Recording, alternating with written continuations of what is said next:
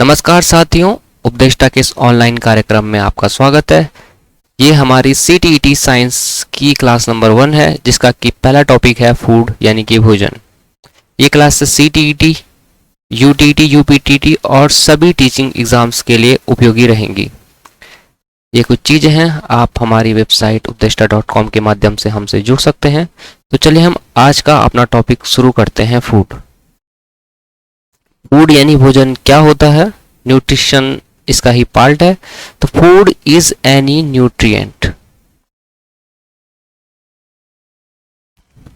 Food is any nutrient rich material, यानी कि पोषक तत्वों से भरपूर मटेरियल कंज्यूम्ड और एब्जॉर्ब बाय ह्यूमंस, एनिमल्स और plant in order to sustain life and growth. मनुष्यों द्वारा, एनिमल द्वारा, प्लांट्स द्वारा अपने लाइफ को सस्टेन और ग्रोथ करने के लिए किसी भी प्रकार का पोषक तत्वों से भरपूर पदार्थ लिया जाता है, उसे कहते हैं फूड यानी कि भोजन। The major source of food are animal and plants. Human का जो मेजर सोर्स ऑफ फूड क्या है? हम प्लांट खा के रहते हैं, शाकाहारी भोजन। एनिमल्स को हम खाते हैं मांसाहारी भोजन। It is consume because it provides energy and nourishment and keep human and animal healthy. एक तो हम ग्रोथ के लिए, और दूसरा अपनी लाइफ को सस्टेन करने के लिए, तीसरा एनर्जी के लिए, और चौथा हम खाते हैं अपने स्वास्थ्य के लिए। हम फूड को कंज्यूम करते हैं। अगर ये चीज़ें हम कंज्यूम नहीं करेंगे तो हम कमज़ोर हो जाएंगे, हम बीमार हो जाएंगे। तो हिंदी में भी देख लेते हैं कि भोजन वे सभी आवश्यक पदार्थ होते हैं जिससे ग्रहण करने से किसी जीव की शरीर की रचना तथा टूट फूट की मरम्मत, वृद्धि, विकास, जनन क्षमता का विकास, ऊर्जा उत्पादन के साथ साथ जैविक क्रियाओं का संचालन और नियमन आदि के कार्य होते हैं। अच्छा, यहाँ पे आपके लिए एक क्वेश्चन है कि नेशनल इंस्टीट्यूट ऑफ न्यूट्रिशन कहाँ पे है? तो आप कमेंट सेक्शन में हमें बता सकते हैं। तो ये है आपका हैदराबाद में, ठीक है। नेशनल इंस्टीट्यूट ऑफ न्यूट्रिशन है आपका हैदराबाद में। तो अब हम बढ़ते हैं अपनी नेक्स्ट स्लाइड की तरफ। तो अब हम देखते हैं न्यूट्रिशन को, यानी कि न्यूट्रिएंट यानी कि पोषक पदार्थ, पोषक तत्व। तो इनको हमने कैटेगराइज किया है। तो इनमें एक होते हैं एनर्जी प्रोवाइडर, यानी कि जो हमें क्या करते हैं? ऊर्जा प्रदान करते हैं। तो एक प्रकार के न्यूट्रिएंट्स हो गए जो हमें क्या करते हैं? एनर्जी को प्रदान करते हैं। दूसरे तरह के पोषक तत्व हम लेते हैं जो क्या काम करते हैं? बॉडी ग्रोथ एंड डेवलपमेंट करते हैं, यानी कि विकास के लिए, जिनका प्रयोग हम या जिनको हम इसलिए खाते हैं ताकि हमारी बॉडी का क्या हो पाए? विकास हो पाए। इसी सीरीज में हम आगे बढ़ेंगे। कुछ न्यूट्रिएंट्स ऐसे होते हैं जो क्या होते हैं? जेनेटिक कैरियर होते हैं, आनुवंशिक लक्षणों को आगे बढ़ाते हैं। और चौथे प्रकार के न्यूट्रिएंट होते हैं मेटाबॉलिक रेगुलेटर, जो कि हमारे शरीर की क्या करते हैं? इसको हिंदी में थोड़ा इसको याद रखना टफ है, उपापचयी, ठीक है, जिसमें कि अपचय और उपचय यानी कि कैटाबॉलिज्म और एनाबॉलिज्म आता है। इसको हम आगे देखेंगे। तो न्यूट्रिएंट्स को मुख्यतः 4 भागों में बांटा जाता है। Energy provider, body growth and development के लिए जिनको हम खाते हैं, जेनेटिक कैरियर होते हैं कोई, और चौथे प्रकार के होते हैं मेटाबॉलिक रेगुलेटर, ठीक है। तो एनर्जी प्रोवाइडर में कौन कौन से आ जाते हैं? एनर्जी प्रोवाइडर में आ जाते हैं आपके कार्बोहाइड्रेट आ जाते हैं, और फैट यानी कि वसा आ जाते हैं। बॉडी ग्रोथ के लिए हम क्या लेते हैं? प्रोटीन लेते हैं। जेनेटिक कैरियर को हम अभी देखेंगे आगे। और मेटाबॉलिक रेगुलेटर में आ जाते हैं आपके विटामिन्स और मिनरल्स। तो इसको हम डिटेल में देखते हैं अब। तो सबसे पहले हम देखेंगे कि एनर्जी प्रोवाइडर न्यूट्रिएंट्स में एक तो कार्बोहाइड्रेट आगे, दूसरे आपके आगे फैट यानी कि वसा। कार्बोहाइड्रेट को आप स्टार्च भी कह सकते हैं। तो जो कार्बोहाइड्रेट होता है वो क्या होता है? इंस्टेंट एनर्जी प्रोवाइडर होता है। और 1 ग्राम कार्बोहाइड्रेट से हमें लगभग मिलती है अप्रॉक्स 4.3 किलो कैलोरी एनर्जी हमको मिलती है 1 ग्राम कार्बोहाइड्रेट से। वहीं फैट क्या होता है, मैक्सिमम एनर्जी प्रोवाइडर होता है, ये हमें बहुत ज़्यादा एनर्जी प्रोवाइड करता है। 1 ग्राम फैट से हमें मिलती है 9.3 किलो कैलोरी, ठीक है। कार्बोहाइड्रेट से मिलती है हमको 4.3। कार्बोहाइड्रेट हम कब लेते हैं, जब हमको तुरंत एनर्जी चाहिए होती है, कुछ मीठा खा लेते हैं, ग्लूकोज ले लेते हैं, इंस्टेंट एनर्जी प्रोवाइड करवाता है कार्बोहाइड्रेट। वही फैट क्या होता है, स्लो एनर्जी प्रोवाइड करवाता है पर मैक्सिमम एनर्जी प्रोवाइड करवाता है, ठीक है। फिर आते हैं बॉडी ग्रोथ एंड डेवलपमेंट के लिए। तो बॉडी, जैसे कि आपको पता है कि बॉडी ग्रोथ के लिए हम, जिससे हमारी मसल्स बिल्ड होती हैं, हम लेते हैं प्रोटीन। तो प्रोटीन क्या है, बॉडी बिल्डिंग एलिमेंट है, ठीक है। और इसको हम डिटेल में आगे देखेंगे, पर अभी आप समझ लीजिए कि जो अमाइनो एसिड होते हैं, अमाइनो एसिड का फॉर्मूला क्या होता है, NH2CCH3HCOOH। तो अमाइनो एसिड से बनता है पेप्टोन, पेप्टोन से बनता है पेप्टाइड, और पेप्टाइड से बनता है हमारा प्रोटीन, ठीक है। प्रोटीन का संश्लेषण कहाँ होता है, राइबोसोम में होता है। राइबोसोम में हमारा प्रोटीन का संश्लेषण होता है। पर एक चीज यहाँ पे आप काफी बच्चे कंफ्यूज रहते हैं कि राइजोबियम और राइबोसोम में। तो राइजोबियम को हम थोड़ा देख लेते हैं। राइजोबियम का जो काम होता है वो होता है नाइट्रोजन फिक्सेसीकरण का, यानी कि नाइट्रोजन स्थितीकरण का काम। नाइट्रोजन स्थिरीकरण, स्थिरीकरण, स्थिरीकरण, नाइट्रोजन स्थिरीकरण।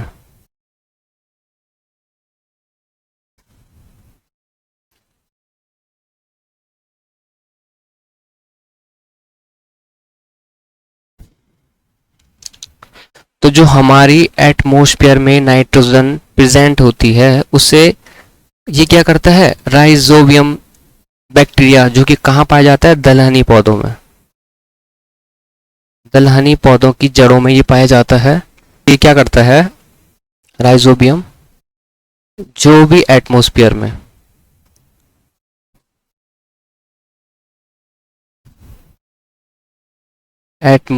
में जो भी क्या होगी आपकी, प्रेजेंट होगी नाइट्रोजन, उसको यूज करके, ठीक है। जो भी एटमॉस्फेयर में नाइट्रोजन होती है, आपको पता है कि हमारे वायुमंडल में सबसे ज़्यादा नाइट्रोजन पाई जाती है, उसके बाद ऑक्सीजन पाई जाती है, ठीक है। तो उस नाइट्रोजन को यूज करके ये क्या बनाता है, कंपाउंड बनाता है उसका। इसी को क्या कहते हैं, नाइट्रोजन फिक्सेशन या नाइट्रोजन स्थिरीकरण। तो दलहनी पौधे, इसको हम कहते हैं इंग्लिश में लिग्मिनस फैमिली प्लांट, ठीक है।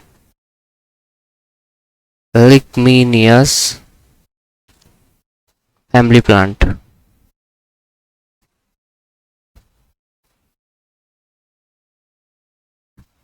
यानी कि दलहनी पौधे, तो इनके जड़ों में पाया जाता है आपका राइजोबियम बैक्टीरिया। ये क्या होता है, जीवाणु होता है। तो ये काम करता है नाइट्रोजन फिक्सेशन का।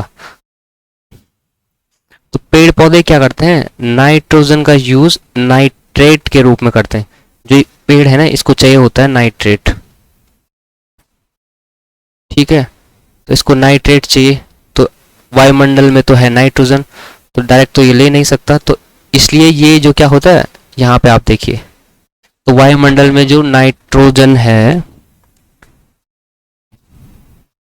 उसको जो ये राइजोबियम है वो किस में बदल देता है, नाइट्रेट में बदलता है, क्योंकि पेड़ पौधे नाइट्रोजन को नाइट्रेट के रूप में लेते हैं।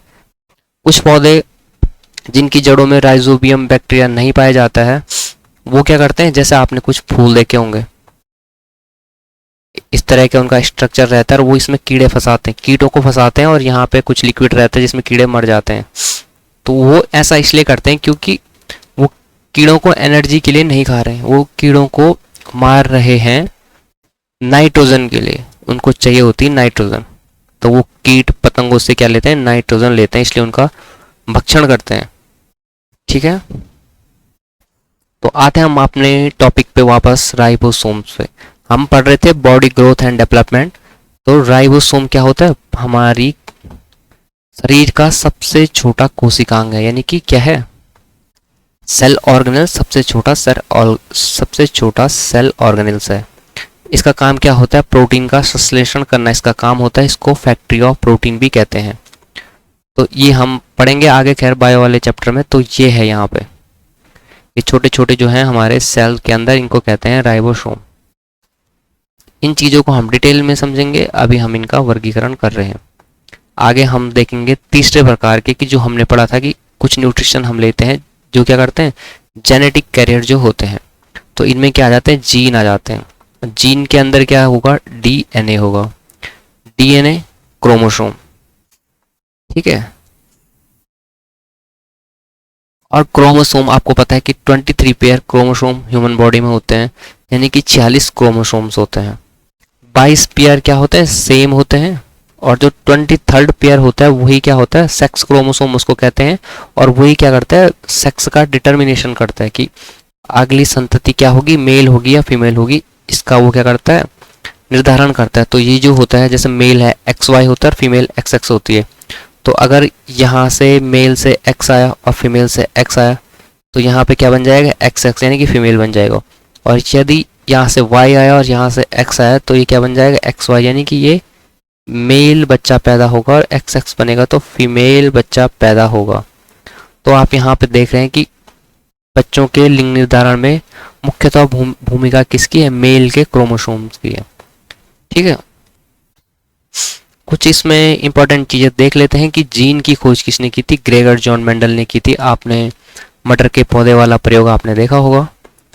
और क्रोमोसोम की खोज स्ट्रॉसबर्गर ने की थी, इसको आप ध्यान रखना, ये दोनों इंपॉर्टेंट है। क्रोमोसोम का नाम वाल्डे ने दिया था, जबकि क्रोमोसोम की खोज स्ट्रॉसबर्गर ने की थी, जबकि क्रोमोसोम का नाम वाल्डे ने दिया था। तो एक बार इसको आप रिपीट कर लीजिए। ठीक है, जीन की खोज की थी ग्रेगर जॉन मेंडल ने, क्रोमोसोम की खोज की थी स्ट्रॉसबर्गर ने, या बर्जर जो भी आप कहना चाहिए। क्रोमोसोम का नाम दिया था वाल्डे ने, खोज इन्होंने की थी, नाम वाल्डे ने दिया था। तो ऐसे क्वेश्चन कभी कभी परीक्षा में क्या हो जाते हैं, गलत हो जाते हैं। फिर चौथे टाइप का हमने पढ़ा था न्यूट्रिएंट की, होते हैं मेटाबॉलिक रेगुलेटर।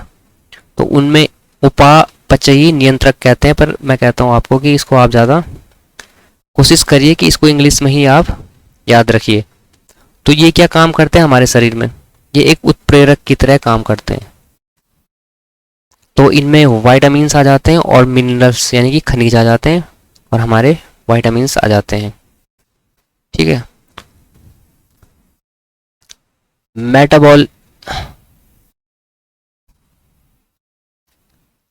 जो मेटाबॉलिज्म होता है यानी कि उपापचय होता है, तो आप इसको इंग्लिश में याद रखिए। हिंदी में मैं यहाँ पे लिख लेता हूँ, उपापचय। हिंदी में काफ़ी कंफ्यूजिंग है, इंग्लिश में आपको ये इजी पड़ेगा। तो all biochemical reactions inside human body, वो सब जो भी हमारे ह्यूमन बॉडी के अंदर बायोकेमिकल रिएक्शंस हो रही हैं, वो सब किसके अंतर्गत आती है, मेटाबॉलिज्म के अंदर आती हैं। ठीक है, तो एक होता है कैटाबॉलिज्म, एक होता है एनाबॉलिज्म। यहाँ पे देखिए आप, अगर आपको हिंदी में देखना है, कैटाबॉलिज्म को कहते हैं अपचय और एनाबॉलिज्म को कहते हैं उपचय। ये काफ़ी कंफ्यूजिंग हो जाएगा आपके लिए बाद में, तो आप सीधे सीधे याद रखिए मेटाबॉलिज्म वो सारी रिएक्शंस, बायोकेमिकल रिएक्शंस जो ह्यूमन बॉडी के इनसाइड हो रही हैं, अंदर हो रही हैं, मेटाबॉलिज्म में जाता है। और इसके अंदर आता है कैटाबॉलिज्म और एनाबॉलिज्म। हिंदी वाला आप मत रखिए याद, इंग्लिश वाला आपको आसान पड़ेगा। कैटाबॉलिज्म और एनाबॉलिज्म, अब हम इनको समझते हैं।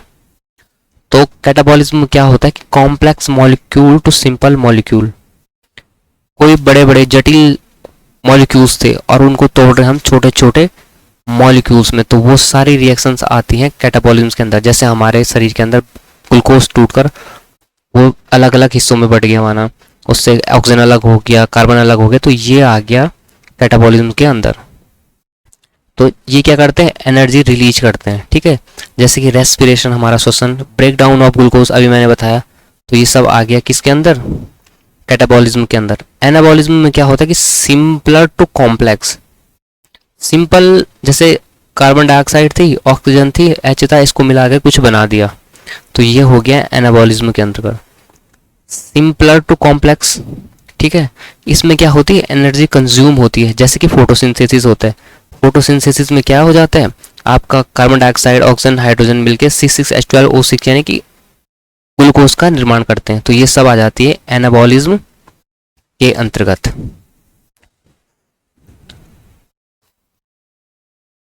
आगे हम देखेंगे दूसरे तरीके से, अगर हम न्यूट्रिएंट को क्लासिफाई करना चाहिए तो हम इनको कर सकते हैं मैक्रोन्यूट्रिएंट्स और माइक्रोन्यूट्रिएंट्स में। मैक्रोन्यूट्रिएंट्स क्या होते हैं, जो कि हमारे शरीर को लार्जर क्वांटिटी में जिनकी रिक्वायरमेंट होती है, हम केवल इन्हीं का ही पाचन करते हैं, तो मैक्रोन्यूट्रिएंट्स वो हो गए जो हमें ज़्यादा मात्रा में चाहिए, ठीक है। वहीं माइक्रो हो गए जो हमें सूक्ष्म मात्रा में चाहिए। तो इनमें कौन कौन से आ जाते हैं, इनमें आ जाएगा आपका फैट, फैट हमको ज़्यादा मात्रा में चाहिए होता है। कार्बोहाइड्रेट इसमें आ जाएगा, ठीक है, कार्बोहाइड्रेट। और तीसरा इसमें आ जाएगा प्रोटीन। तो फैट, कार्बोहाइड्रेट, प्रोटीन हमको चाहिए होते हैं ज़्यादा मात्रा में, ये सब होते हैं मैक्रोन्यूट्रिएंट्स। वहीं दूसरा है माइक्रोन्यूट्रिएंट्स यानी कि सूक्ष्म पोषक तत्व।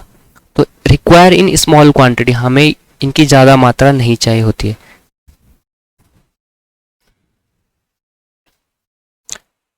यहाँ पे आएगा कि इनका पाचन हमारे शरीर में नहीं होता है, पाचन इनका हमारे शरीर में नहीं होता है। इसके एग्जाम्पल्स हो गए आपके वाइटामिन्स, ठीक है, मिनरल्स हो गए, और आपका हो गया पानी। पानी भी माइक्रो न्यूट्रिएंट्स में आएगा। यहीं पे आपको मैं एक फैक्ट बता देता हूं कि हमारे शरीर का लगभग 70% भाग क्या है, वाटर है, H2O है, जल से बना हुआ है, ठीक है। तो आज की क्लास ये इंट्रोडक्टरी क्लास भी थी, इसमें हमने सिर्फ क्लासिफिकेशन किया, तो ये क्लास छोटी भी रही। कल से क्लासेस हो जाएंगी आपकी बड़ी बड़ी, तो कल हम पूरा अपना कार्बोहाइड्रेट को डिटेल में पढ़ेंगे, जिसमें कि ग्लूकोज, सुक्रोज और maltose, functions of carbohydrate, monosaccharide, disaccharide, ठीक है, ये सारी चीज़ें आ जाएंगी। तो कल की क्लास रहेगी बड़ी क्लास। इसके बाद हम फिर फैट पढ़ेंगे, प्रोटीन पढ़ेंगे। तो इस तरह से हम अपने साइंस की सारी क्लासेस, और साइंस में आपका बायो, केमिस्ट्री और फिजिक्स तीनों क्लासेस CTET के लिए एक ही प्लेलिस्ट के अंदर होंगी, यानी कि साइंस प्लेलिस्ट के अंदर। तो आज की क्लास के लिए इतना ही, हम आपको मिलते हैं अगली क्लास में। बिल्कुल जुड़े रहिए आप हमारे साथ। ये कुछ चीज़ें हैं, आप हमारी वेबसाइट www.updeshta.com के माध्यम से भी हमसे जुड़ सकते हैं। तो बिल्कुल तैयार हो जाइए कल से अच्छे से साइंस पढ़ने के लिए।